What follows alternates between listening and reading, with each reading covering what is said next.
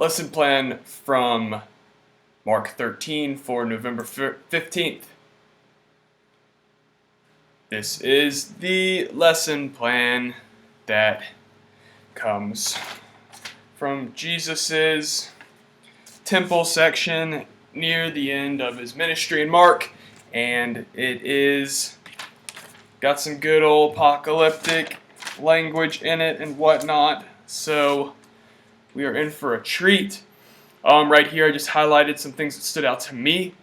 I'll kind of reference these later. Summary. Ask students to summarize what Scripture's saying. Again, great way to start. I like it.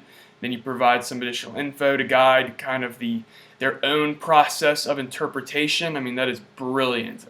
Just amazing. Warns disciples, other leaders will claim that they are the way and of future darkness that will be only the beginning of the end. Yeah, that's awesome. So yeah, I can't really add anything to that. So that's awesome. Good job.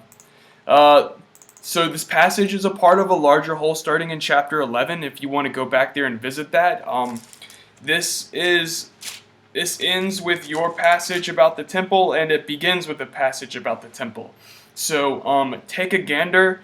The temple was the central religious and economic institution of the Jerusalem state. It is supported by tithes and offerings of the people, and they had just rebuilt it. A bunch of like the ruling Judean families, and it was like one of the natural wonders of the ancient Roman world. And so the fact that Jesus is indicting it is like super, shocking. So you can probably focus in on that as a theme of this passage if you want.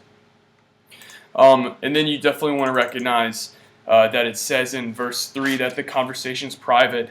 When you hear things like that, you should think, we're being let into secret communication between Jesus and the inner circle, right? You can tell the kids that. It's an interesting little interpretation device. So then, as you pointed out, the last part is apocalyptic. It's really different. It's definitely marked by cautionary language and a tone of urgency, and you got words like beware and do not be alarmed, and you definitely have a sense of pre-Advent language where the state of alert is increasing. Okay, so I think that's a really great place for you to go if you want. Just consider the fact that your lesson plan is on November 15th.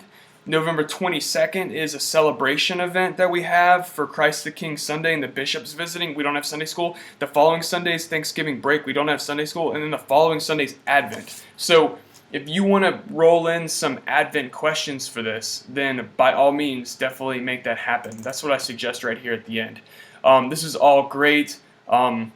Jesus takes similar tone towards the big, fancy buildings. Yep. Appearance and pomp are meaningless. Nice. And how many of us live our lives from time to time in the exact same way you are preaching? So that's awesome. Good job. This is like I said earlier, it's just another example of I can't even add on to this. I mean, it's just too good. So love it. Take the advice if you want. There's some options, but it's a really great lesson plan, and really excited to see it happen.